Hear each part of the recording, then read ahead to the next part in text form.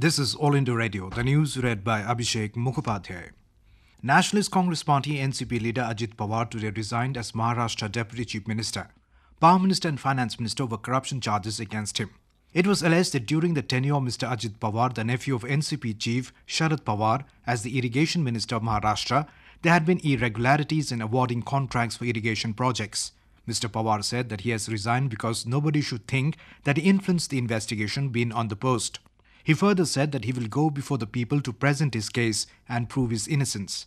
He said that he is still an NCP MLA and will carry out his responsibilities. Ajit Pawar said he has sent his resignation to Chief Minister Prithviraj Chavan. The Congress Working Committee CWC today endorsed the economic reforms undertaken by the government. Party's top decision-making body met in New Delhi in the wake of recent political developments. The meeting was chaired by Congress President Mrs. Sonia Gandhi. Talking to reporters, Party General Secretary and Chief Spokesman Janardhan Dwivedi said, Congress President Mrs. Gandhi emphasized economic reforms and hence the government has taken steps in this direction. Mr. Dwivedi said that the Congress President criticized the main opposition party BJP for playing negative politics. The Prime Minister M. Veerappa Moily today said the bailout package for power distributors to be performance-linked. Addressing a press conference in New Delhi, Mr. Moily announced the setting up of two monitoring committees that will see if state electricity boards (SEBs) are complying with the conditions. A day after the government approved a bailout package for debt-ridden distributors, Mr. Moily said the DISCOMs have so far accumulated losses of 2.4 lakh crore rupees. One of the major riders for availing the restructuring package is that the state electricity boards will have to revise their tariffs for consumers annually and cut down on the transmission and distribution losses by 25%. Law Minister Salman Khurshid today criticized the BJP President Nitin Gadkari, who had alleged that the judiciary was being misused by the government. Talking to the media in New Delhi today, Mr. Khurshid said, by questioning the judiciary, the BJP chief had questioned the integrity of a democratic institution known for its impartiality. He added that there is a system in place and nobody could raise a finger at the judiciary. Earlier in the day, Mr. Gadkari had alleged that the CBI and judiciary were being misused by the government to blackmail opposition leaders, stating that many such acts were coming to light.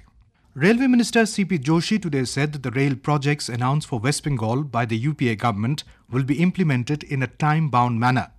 A 6-member Congress delegation led by former Bengal Minister Manos Ranjan Bhunia met Mr. Joshi in New Delhi. During the meeting, the minister assured the delegation about timely implementation of the rail projects in the state. He said the projects will not be affected due to change of guard in the railway ministry. In Manipur, normal life has been affected in the 4 hill districts of Senapati, Tamenglong, Ukhrul and Chandel due to the 48-hour Bandh called by the All Tribal Students Union from Sunday midnight.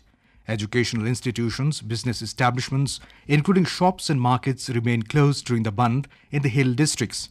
Interstate and inter-district passenger bus services also remained off the road.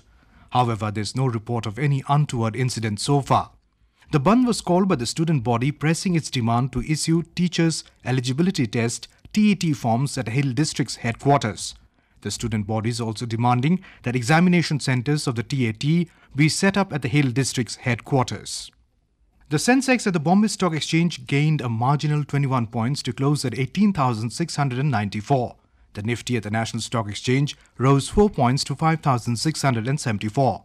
Stock markets in Japan, China, Hong Kong, South Korea and Singapore ended largely subdued. Snapping a 3-day losing streak, gold rose 160 rupees to 32,110 rupees per 10 grams at Delhi's bullion market today, on fresh buying at lower levels for the coming wedding season amid a firm global trend. Silver added 300 rupees to 60,700 rupees per kilo. Bangladesh will face Pakistan in Group D match of the ICC 2020 World Cup Cricket Tournament in Palagale today. The match starts at 7:30 p.m. In the United States, the world leaders have gathered in New York for the annual General Assembly of the United Nations. And that is the end of the news bulletin.